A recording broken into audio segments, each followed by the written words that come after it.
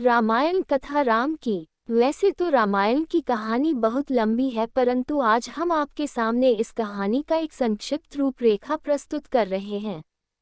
रामायण श्री राम की एक अद्भुत अमर कहानी है जो हमें विचारधारा, भक्ति, कर्तव्य, रिश्ते, धर्म और कर्म को सही मायने में सिखाता है।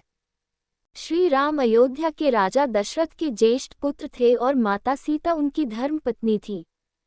राम बहुत ही साहसी, बुद्धिमान और आज्ञाकारी और सीता बहुत ही सुंदर, उदार और पुण्यात्मा थी।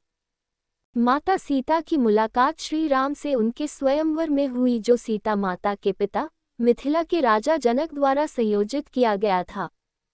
यह स्वयंवर माता सीता के लिए अच्छे वर की खोज में आयोजित किया गया था। उस आयोजन में कई राज्यों के राजकुमारों और राजाओं को आमंत्रित किया गया था। शर्त यह थी कि जो कोई भी शिव धनुष को उठाकर धनुष की तार को खींच सकेगा, उसी का विवाह सीता से होगा। सभी राजाओं ने कोशिश किया, परंतु वे धनुष को हिला भी ना सके। जब श्री राम की बारी आई तो श्री राम ने एक ही हाथ से धनुष उठा लिया और जैसे ही उसके तार को खींचने की कोशिश की, वह धनुष दो टुकड़ों में टूट गया। इस प्रकार श्री राम और सीता का मिलन विवाह हुआ। अयोध्या के राजा दशरथ की 3 पत्नियां और 4 पुत्र थे। राम सभी भाइयों में बड़े थे और उनकी माता का नाम कौशल्या था।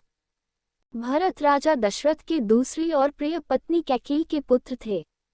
दूसरे 2 भाई थे, लक्ष्मण और शत्रुघ्न, जिनकी माता का नाम था सुमित्रा।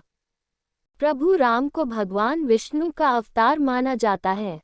अयोध्या के राजा दशरथ की 3 रानियां थीं, किंतु किसी रानी से संतान की प्राप्ति नहीं हुई। तत्पश्चात राजा दशरथ ने पुत्र पाने की इच्छा अपने कुलगुरु महर्षि वशिष्ठ से बताई। महर्षि वशिष्ठ ने विचार कर ऋषि श्रृंगी को आमंत्रित किया। ऋषि श्रृंगी ने राजा दशरथ को पुत्र प्राप्ति के लिए यज्ञ करने का प्रावधान बताया। ऋषि श्रृंगी के निर्देशानुसार राजा दशरथ ने यज्ञ करवाया। जब यज्ञ में पूर्णाहुति दी जा रही थी, उस समय अग्निकुंड से अग्निदेव मनुष्य रूप में प्रकट हुए तथा अग्निदेव ने राजा दशरथ को खीर से भरा कटोरा प्रदान किया। तत्पश्चात ऋषि श्रृंगी ने बताया, हे राजन, अग्निदेव द्वारा प्रदान किए गए खीर को अपनी सभी रानियों को प्रसाद रूप में दीजिएगा। राजा दशरथ ने वह खीर अपनी तीनों रानियों कौशल्या, कैकेयी एवं सुमित्रा में बांट दी। प्रसाद ग्रहण के पश्चात निश्चित अवधि में अर्थात चैत्र माह में शुक्ल पक्ष की नवमी को राजा दशरथ के घर में माता कौशल्या के गर्भ से राम जी का जन्म हुआ तथा कैकेयी के गर्भ से भरत एवं सुमित्रा के गर्भ से लक्ष्मण तथा शत्रुघ्न का जन्म हुआ। राजा दशरथ के घर में चारों राजकुमार एक साथ समान वातावरण में पलने लगे। राम जन्म की खुशी में उसी समय से राम भक्त रामनवमी पर्व मनाते हैं। रामनवमी पौराणिक मान्यताएं। श्री रामनवमी की कहानी लंकाधिराज रावण से शुरू होती है। रावण अपने राज्यकाल में बहुत अत्याचार करता था।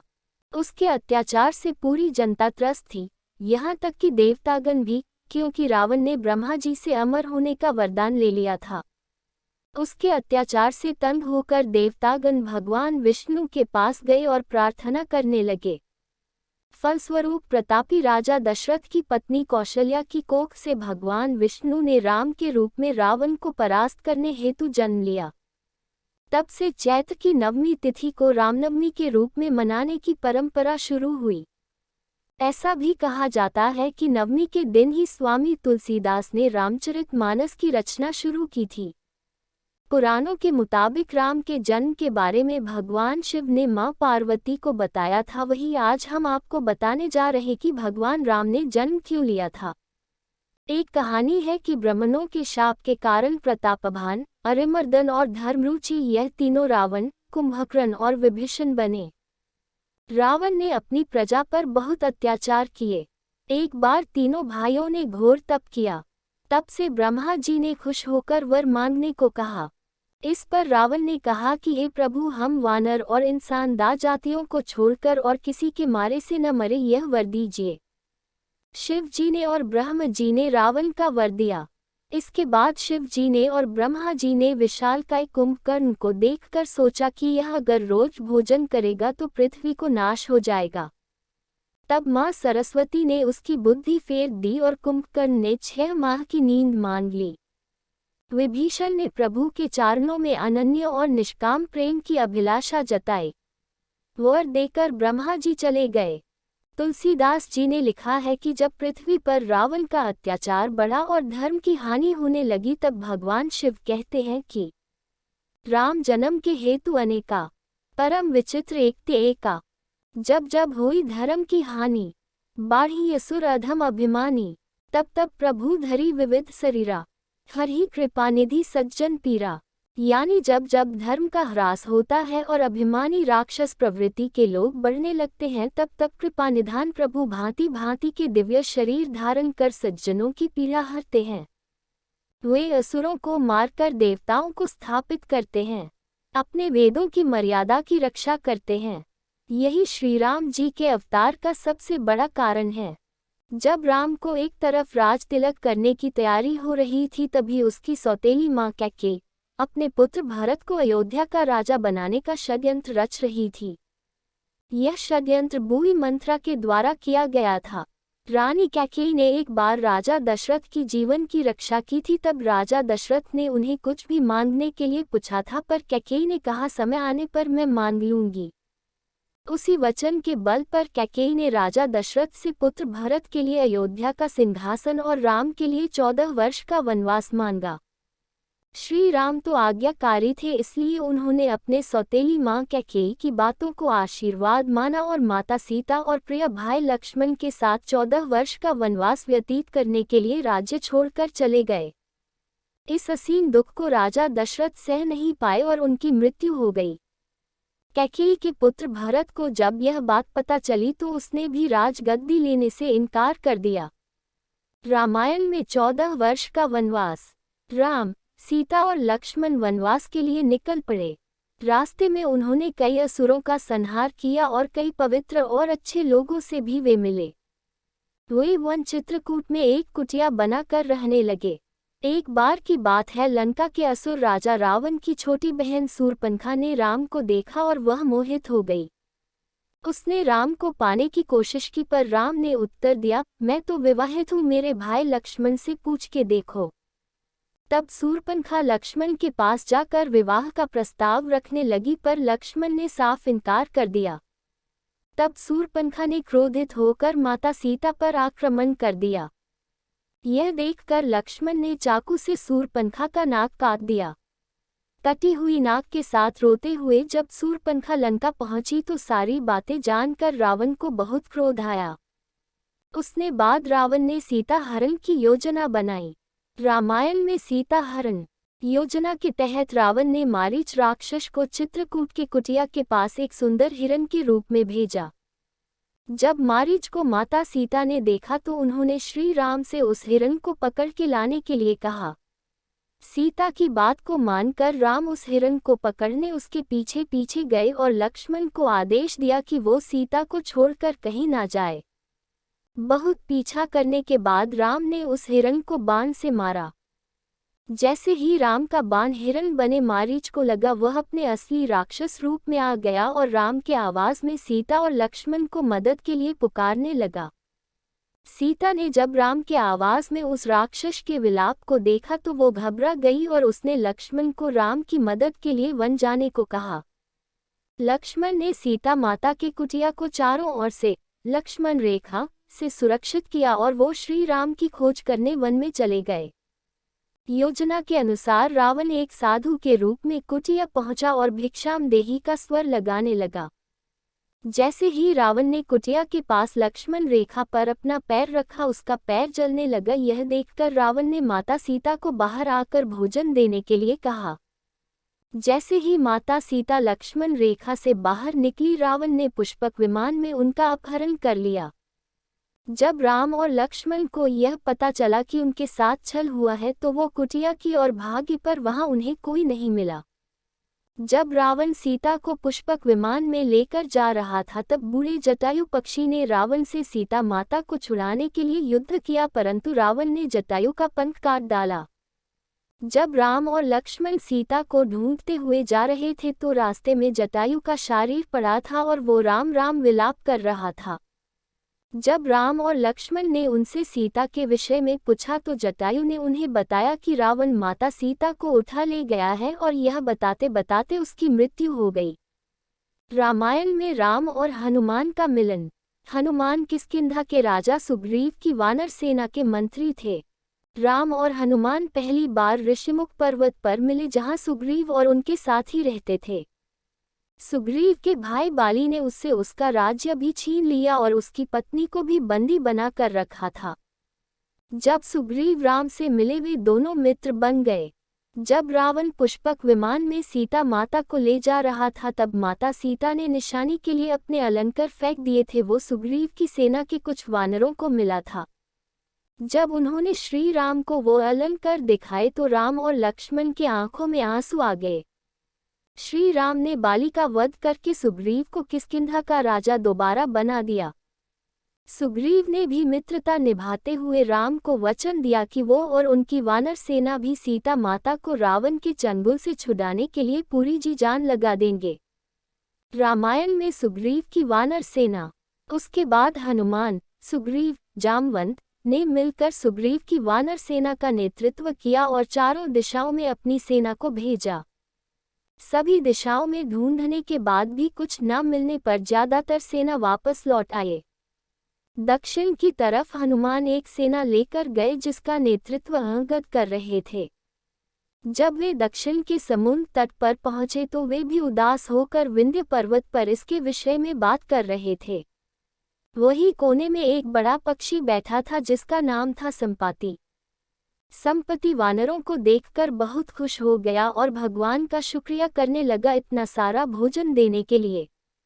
जब सभी वानरों को पता चला कि वह उन्हें खाने की कोशिश करने वाला था तो सभी उसकी घोर आलोचना करने लगे और महान पक्षी जटायु का नाम लेकर उसकी वीरता की कहानी सुनाने लगे। जैसे ही जटायु की मृत्यु की बात उसे पता चला वह जोर जोर से विलाप करने लगा। उसने वानर सेना को बताया कि वो जटायु का भाई है और यह भी बताया कि उसने और जटायु ने मिलकर स्वर्ग में जाकर इंद्र को भी युद्ध में हराया था। उसने यह भी बताया कि सूर्य की तेज किरणों से जटायु की रक्षा करते समय उसके सभी पंख भी जल गए और वह उस पर्वत पर गिर गया। संपाति ने वानरों से बताया कि वह बहुत ज्यादा जगहों पर जा चुका है और उसने यह भी बताया कि लंका का असुर राजा रावण ने सीता को अपहरण किया है और उसी दक्षिणी समुद्र के दूसरी ओर उसका राज्य है। रामायण में लंका की ओर हनुमान की समुद्र यात्रा। जामवंत ने हनुमान की सभी शक्तियों को ध्यान दिलाते हुए कहा कि हे हनुमान, आप तो महाज्ञानी, वानरों के स्वामी और पवन पुत्र हैं। यह सुनकर हनुमान का मन हर्षित हो गया और वे समुद्र तट किनारे स्थित सभी लोगों से बोले, आप सभी कंद मूल खाकर यही मेरा इंतजार करें जब तक मैं सीता माता को देखकर वापस न लौट आऊं। ऐसा कहकर वे समुद्र के ऊपर से उड़ते हुए लंका की ओर चले गए। रास्ते में जाते समय उन्हें सबसे पहले मेनका पर्वत आए। उन्होंने हनुमान जी से कुछ देर आराम करने के लिए कहा पर हनुमान ने उत्तर दिया, जब तक मैं श्री राम जी का कार्य पूर्ण न कर लूं मेरे जीवन में विश्राम की कोई जगह नहीं है, और वे उड़ाते हुए आगे चले गए। देवताओं ने हनुमान की परीक्षा लेने के लिए सांपों की माता सुरसा को भेजा। सुरसा ने हनुमान को खाने की कोशिश की पर हनुमान को वो खा ना सकी। हनुमान उसके मुख में जाकर दोबारा निकल आए और आगे चले गए। समुद्र में एक छाया को पकड़ कर खा लेने वाली राक्षसी रहती थी। उसने हनुमान को पकड़ लिया पर हनुमान ने उसे भी मार दिया। रामायण में हनुमान लंका दहन की कहानी। समुद्र तट पर पहुंचने के बाद हनुमान एक पर्वत के ऊपर चढ़ गए और वहां से उन्होंने लंका की ओर देखा। लंका का राज्य उन्हें दिखा जिसके सामने एक बड़ा द्वार था और पूरा लंका सोने का बना हुआ था। हनुमान ने एक छोटे मच्छर के आकार जितना रूप धारण किया और वो द्वार से अंदर जाने लगे। उसी द्वार पर लंकिनी नामक राक्षसी रहती थी। उसने हनुमान का रास्ता रोका तो हनुमान ने एक जोर का घूंसा दिया तो नीचे जाकर गिरी। उसने डर के मारे हनुमान को हाथ जोड़ा और लंका के भीतर जाने दिया। हनुमान ने माता सीता को महल के हर जगह ढूंढा पर वह उन्हें नहीं मिली। थोड़ी देर बाद ढूंढने के बाद उन्हें एक ऐसा महल दिखाई दिया जिसमें एक छोटा सा मंदिर था, एक तुलसी का पौधा भी। हनुमान जी को यह देखकर अचंभे में पड़ गए और उन्हें यह जानने की इच्छा हुई कि आखिर ऐसा कौन है जो इन असुरों के बीच श्री राम का भक्त है। यह जानने के लिए हनुमान ने एक ब्राह्मण का रूप धारण किया और उन्हें पुकारा। विभीषण अपने महल से बाहर निकले और जब उन्होंने हनुमान को देखा तो वो बोले, हे महापुरुष, आपको देखकर मेरे मन में अत्यंत सुख मिल रहा है। क्या आप स्वयं श्री राम हैं? हनुमान ने पूछा, आप कौन हैं? विभीषण ने उत्तर दिया, मैं रावण का भाई विभीषण हूँ। यह सुनकर हनुमान अपने असली रूप में आ गए और श्री रामचंद्र जी के विषय में सभी बातें उन्हें बताया। विभीषण ने निवेदन किया, हे पवन पुत्र, मुझे एक बार श्री राम से मिलवा दो। हनुमान ने उत्तर दिया, मैं श्री राम जी से जरूर मिलवा दूंगा, परंतु पहले मुझे यह बताए कि मैं जानकी माता से कैसे मिल सकता हूँ। रामायण में अशोक वाटिका में हनुमान सीता भेंट। विभीषण ने हनुमान को बताया कि रावण ने सीता माता को अशोक वाटिका में कैद करके रखा है। यह जानने के बाद हनुमान जी ने एक छोटा सा रूप धारण किया और वह अशोक वाटिका पहुँचे। वहां पहुंचने के बाद उन्होंने देखा कि रावण अपने दसियों के साथ उसी समय अशोक वाटिका में पहुंचा और सीता माता को अपने ओर देखने के लिए साम दाम दंड भेद का उपयोग किया, पर तब भी सीता जी ने एक बार भी उसकी ओर नहीं देखा। रावण ने सभी राक्षसियों को सीता को डराने के लिए कहा, पर त्रिजटा नामक एक राक्षसी ने माता सीता की बहुत मदद और देखभाल की और अन्य राक्षसियों को भी डराया, जिससे अन्य सभी राक्षसी भी सीता की देखभाल करने लगे। कुछ देर बाद हनुमान ने सीता जी के सामने श्री राम की अंगूठी डाल दी। श्री राम नाम से अंकित अंगूठी देखकर सीता माता के आंखों से खुशी के अंशु निकल पड़े, परंतु सीता माता को संदेह हुआ कि कहीं यह रावण की कोई चाल तो नहीं। तब सीता माता ने पुकारा कि कौन है जो यह अंगूठी लेकर आया है।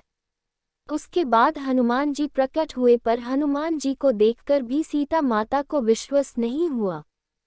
सके बाद हनुमान जी ने मधुर वचनों के साथ रामचंद्र के गुणों का वर्णन किया और बताया कि वो श्री राम जी के दूत हैं। श्री राम नवमी, विजयदशमी, सुंदरकांड, रामचरितमानस कथा, हनुमान जन्मोत्सव और अखंड रामायण के पाठ में प्रमुखता से गाए जाने वाला भजन। राम कहानी सुनो रे राम कहानी, कहत सुनत आवे आंखों में पानी। श्री राम जय जय राम, दशरथ के राज दुलारे, कौशल्या की आंख के तारे। वे सूर्य वंश के सूरज, वे रघुकुल के उज्जयारे। राजीव नयन बोले मधु भरी वाणी। राम कहानी सुनो रे राम कहानी, शिव धनुष भंग प्रभु करके, ले आए सीता वर के। घर त्याग भये वनवासी, पिता की आज्ञा सर धर के। लखन सिया ले संग, छोड़ी राजधानी। राम कहानी सुनो रे राम कहानी, खल भेष भिक्षु धर के, भिक्षा का आग्रह करके। उस जनक सुता सीता को, छल बल से ले गया हर के। बड़ा डक पावे राजा राम जी की रानी। राम कहानी सुनो रे राम कहानी, श्री राम ने मोहे पठायो, मैं रामदूत बनायो। सीता माँ की सेवा में रघुवर को संदेशा लायो, और संग लायो, प्रभु मुद्रिका निशानी। राम कहानी सुनो रे राम कहानी, कहत सुनत आवे आंखों में पानी। श्री राम जय जय राम। सीता ने व्याकुलता से श्री राम जी का हाल चाल पूछा। हनुमान जी ने उत्तर दिया, हे माते, श्री राम जी ठीक हैं और वे आपको बहुत याद करते हैं। वे बहुत जल्द ही आपको लेने आएंगे और मैं शीघ्र ही आपका संदेश श्री राम जी के पास पहुंचा दूंगा। तभी हनुमान ने सीता माता से श्री राम जी को दिखने के लिए चिन्ह मांगा, तो माता सीता ने हनुमान को अपने कंगन उतार कर दे दिए। रामायण में हनुमान लंका दहन। हनुमान जी को बहुत भूख लग रहा था, तो हनुमान अशोक वाटिका में लगे पेड़ों के फलों को खाने लगे। फलों को खाने के साथ साथ हनुमान उन पेड़ों को तोड़ने लगे। तभी रावण के सैनिकों ने हनुमान पर प्रहार किया, पर हनुमान ने सबको मार डाला। जब रावण को इस बात का पता चला कि कोई बंदर अशोक वाटिका में उत्पात मचा रहा है, तो उसने अपने पुत्र अक्षय कुमार को भेजा हनुमान का वध करने के लिए, पर हनुमान जी ने उसे क्षण भर में ऊपर पहुंचा दिया। कुछ देर बाद जब अपने पुत्र की मृत्यु का पता चला वह बहुत ज्यादा क्रोधित हुआ। उसके बाद रावण ने अपने ज्येष्ठ पुत्र मेघनाद को भेजा। हनुमान के साथ मेघनाद का बहुत ज्यादा युद्ध हुआ पर कुछ न कर पाने के बाद मेघनाद ने ब्रह्मास्त्र चला दिया। ब्रह्मास्त्र का सम्मान करते हुए हनुमान स्वयं बंधक बन गए। हनुमान को रावण की सभा में लाया गया। रावण हनुमान को देखकर हंसा और फिर क्रोधित होकर उसने प्रश्न किया, रे वानर, तूने किस कारण अशोक वाटिका को तहस नहस कर दिया? तूने किस कारण से मेरे सैनिकों और पुत्र का वध कर दिया? क्या तुझे अपने प्राण जाने का डर नहीं है? यह सुनकर हनुमान ने कहा, हे रावण, जिसने महान शिव धनुष को पल भर में तोड़ डाला, जिसने खर, दूषण, त्रिशिरा और बाली को मार गिराया, जिसकी प्रिय पत्नी का तुमने अपहरण किया, मैं उन्हीं का दूत हूँ। मुझे भूख लग रहा था इसलिए मैंने फल खाए और तुम्हारे राक्षसों ने मुझे खाने नहीं दिया इसलिए मैंने उन्हें मार डाला। अभी भी समय है, सीता माता को श्री राम को सौंप दो और क्षमा मांग लो। रावण हनुमान की बात सुनकर हंसने लगा और बोला, रे दुष्ट, तेरी मृत्यु तेरे सिर पर है। ऐसा कहकर रावण ने अपने मंत्रियों को हनुमान को मार डालने का आदेश दिया। यह सुनकर सभी मंत्री हनुमान को मारने दौड़े। तभी विभीषण वहां आ पहुंचे और बोले, रुको, दूत को मारना सही नहीं होगा, यह नीति के विरुद्ध है। कोई और भयानक दंड देना चाहिए। सभी ने कहा, बंदर का पूंछ उसको सबसे प्यारा होता है, क्यों ना तेल में कपड़ा डूबा कर इसकी पूंछ में बंद कर आग लगा दिया जाए। हनुमान की पूंछ पर तेल वाला कपड़ा बंद कर आग लगा दिया गया। जैसे ही पूंछ में आग लगी, हनुमान जी बंधन मुक्त होकर एक छत से दूसरे में कूदते गए और पूरी सोने की लंका में आग लगा के समुद्र की ओर चले गए और वहां अपनी पूंछ पर लगी आग को बुझा दिया। वहां से सीधे हनुमान जी श्री राम के पास लौटे और वहां उन्होंने श्री राम को सीता माता के विषय में बताया और उनके कंगन भी दिखाए। सीता माता के निशानी को देखकर श्री राम भावुक हो गए। रामायण में सागर पर राम सेतु निर्माण। अब श्री राम और वानर सेना की चिंता का विषय था, कैसे पूरी सेना समुद्र के दूसरे ओर जा सकेंगे। श्री राम जी ने समुद्र से निवेदन किया कि वे रास्ता दे ताकि उनकी सेना समुद्र पार कर सके, परंतु कई बार कहने पर भी समुद्र ने उनकी बात नहीं मानी। तब राम ने लक्ष्मण से धनुष मांगा और अग्निबाण को समुद्र पर साधा, जिससे कि पानी सूख जाए और वे आगे बढ़ सकें। जैसे ही श्री राम ने ऐसा किया, समुद्र देव डरते हुए प्रकट हुए और श्री राम से माफी मांगी और कहा, हे नाथ, ऐसा ना करें, आपके इस बाण से मेरे में रहते वाले सभी मछलियां और जीवित प्राणी का अंत हो जाएगा। श्री राम ने कहा, हे समुद्र देव, हमें यह बताएं कि मेरी यह विशाल सेना इस समुद्र को कैसे पार कर सकते हैं। समुद्र देव ने उत्तर दिया, हे रघुनंदन राम, आपकी सेना में 2 वानर हैं, नल और नील, उनके स्पर्श करके किसी भी बड़े से बड़े चीज को पानी में तैरा सकते हैं। यह कहकर समुद्र देव चले गए। उनकी सलाह के अनुसार नल और नील ने पत्थर पर श्री राम के नाम लिखकर समुद्र में फेंक के देखा तो पत्थर तैरने लगा। उसके बाद एक करके नल नील समुद्र में पत्थर को समुद्र में फेंकते रहे और समुद्र के अगले छोर तक पहुंच गए। रामायण में लंका में श्री राम की वानर सेना। श्री राम ने अपनी सेना के साथ समुद्र किनारे डेरा डाला। जब इस बात का पता रावण की पत्नी मंदोदरी को पता चला तो वो घबरा गई और उसने रावण को बहुत समझाया पर वह नहीं समझा और सभा में चले गया। रावण के भाई विभीषण ने भी रावण को सभा में समझाया और सीता माता को सम्मानपूर्वक श्री राम को सौंप देने के लिए कहा, परंतु यह सुनकर रावण क्रोधित हो गया और अपने ही भाई को लात मार दिया, जिसके कारण विभीषण सीढ़ियों से नीचे आ गिरे। विभीषण ने अपना राज्य छोड़ दिया और वो श्री राम के पास गए। राम ने भी खुशी के साथ उन्हें स्वीकार किया और अपने डेरे में रहने की जगह दी। आखिरी बार श्री राम ने बाली पुत्र अंगद कुमार को भेजा पर रावण तब भी नहीं माना। रामायण में अधर्म पर धर्म की विजय के लिए युद्ध। श्री राम और रावण की सेना के बीच भीषण युद्ध हुआ। इस युद्ध में लक्ष्मण पर मेघनाद ने शक्ति बाण से प्रहार किया था, जिसके कारण हनुमान जी संजीवनी बूटी लेने के लिए हिमालय पर्वत गए, परंतु वे उस पौधे को पहचान न सके, इसलिए वे